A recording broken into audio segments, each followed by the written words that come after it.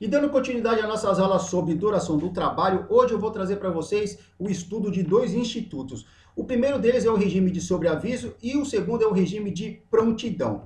Vamos começar falando aqui sobre o regime de sobreaviso. O que é regime de sobreaviso? Ele ocorre quando o empregado fica em casa ou em local combinado com o empregador, aguardando ordens do empregador. O prazo máximo para ele permanecer em regime de sobreaviso são 24 horas e ele vai receber 1/3 da hora normal. E a sua previsão legal vem aí no artigo 244, parágrafo 2º da CLT. Vou ler aqui com vocês. Considera-se de sobreaviso o empregado efetivo que permanecer em sua própria casa, aguardando a qualquer momento o chamado para o serviço. Cada escala de sobreaviso será no máximo de 24 horas.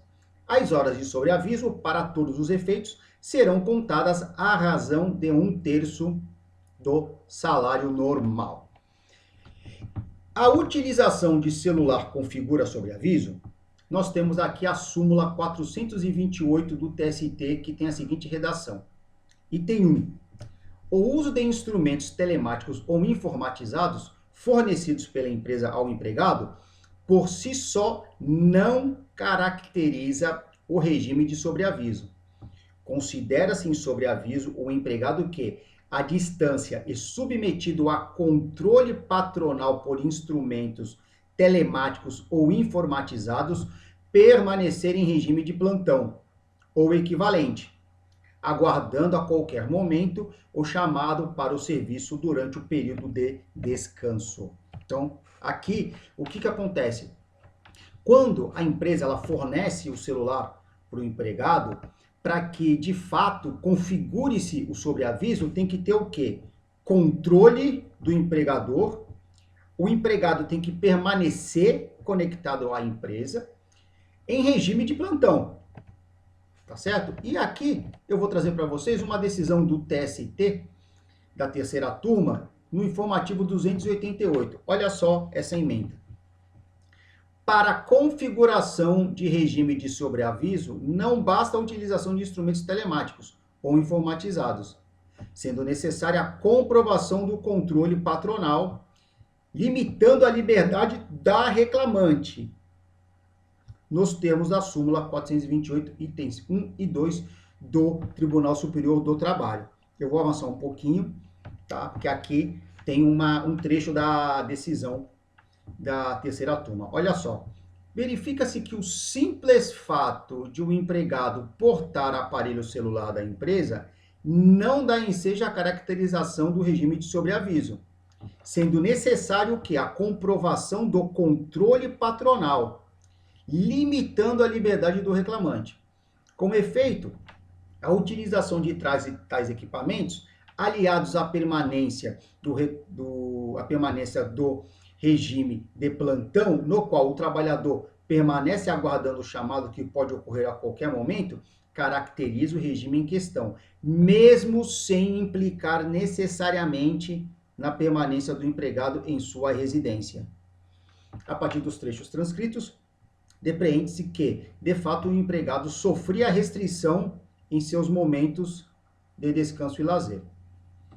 TST, terceira turma, relator ministro Alberto Bastos Balazeiro, julgado agora em 28/5/2024. Ou seja, gente, olha só, não há a obrigatoriedade para que o empregado permaneça na sua residência. Neste caso aqui, o TST, ele foi bem claro. O que tem que existir é uma restrição da liberdade do empregado. Se o empregado, ele tem essa restrição de, por exemplo, ainda que ele não permaneça em casa, mas ele tem que ficar com o celular, se ele vai num shopping, se ele vai jantar, se ele vai fazer alguma coisa, ele precisa permanecer com o celular ligado, esperando ordens do empregador, e se ele é chamado, ele tem que parar tudo que ele está fazendo para ir atender às ordens do empregador, isso limita a liberdade do empregado, e isso configura e caracteriza o regime de sobreaviso, tá certo? Não basta simplesmente ter o celular. tem que ter realmente essa restrição de liberdade, tá bom? E aqui, retornando, vou colocar aqui para vocês. Recebe adicional de periculosidade ou insalubridade quem permanece no regime de sobreaviso? Olha só, não recebe adicional de periculosidade ou insalubridade porque não estará submetido aos agentes periculosos ou insalubres. Olha só o que diz a súmula 132 do TST, do item 2. Durante as horas de sobreaviso, o empregado não se encontra em condições de risco, razão pela qual é incabível a integração do adicional de periculosidade sobre as mencionadas horas, certo? E agora a gente vai falar sobre o regime de prontidão. O que é regime de prontidão? Neste caso, o empregado fica na empresa aguardando ordens, diferente do regime de sobreaviso. O prazo é de 12 horas, diferente do sobreaviso que são 24 horas, e aqui ele recebe 2/3 da hora normal. E a previsão legal vem no artigo 244, no parágrafo 3º. Considera-se de prontidão o empregado que ficar nas dependências, aqui dependência das estradas, tá? Porque isso aqui era aplicado aos ferroviários na época, aguardando ordens. A escala de prontidão será no máximo de 12 horas. As horas de prontidão serão, para todos os efeitos, contadas à razão de 2/3 do salário hora normal, tá bom? Então aqui, vocês troquem, fica nas dependências da estrada, fica nas dependências da empresa, tá certo? E aqui eu tenho que falar um negócio para vocês que é de muita importância. O artigo 611 da CLT, ela alterou muitas coisas com a reforma trabalhista.